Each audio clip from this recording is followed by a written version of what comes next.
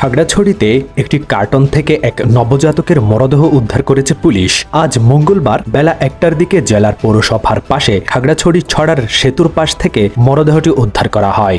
চট্টগ্রামের সীতাকুণ্ডের মাদাম বিবির হাট এলাকায় ঢাকা চট্টগ্রাম মহাসড়কের উপর উল্টে রয়েছে তুলা বোঝাই একটি ট্রাক। ১১ ঘণ্টায়ও এটি না সরানোয় মহাসড়কের ঢাকামুখী লেনে অন্তত ১০ কিলোমিটার যানজটের সৃষ্টি হয়েছে।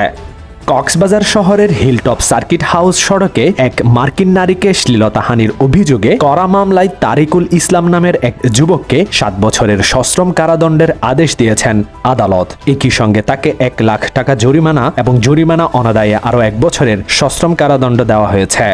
চট্টগ্রাম বিশ্ববিদ্যালয়ে শিক্ষার্থীদের যাতায়াতের জন্য বৈদ্যুতিক শাটল গাড়ি চালু করেছে কর্তৃপক্ষ।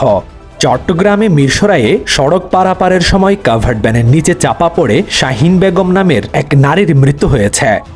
চট্টগ্রামের সাতকানিয়ায় পুকুরের পানিতে ডুবে মুস্কান ও সাফওয়ান নামে ২ শিশু নিহত হয়েছে। মঙ্গলবার ১৯শে আগস্ট দুপুর 11:30টার দিকে উপজেলার সোনাকানিয়া ইউনিয়নের ৮ নং ওয়ার্ডের শামসু মেম্বার পাড়ায় এই ঘটনা ঘটে।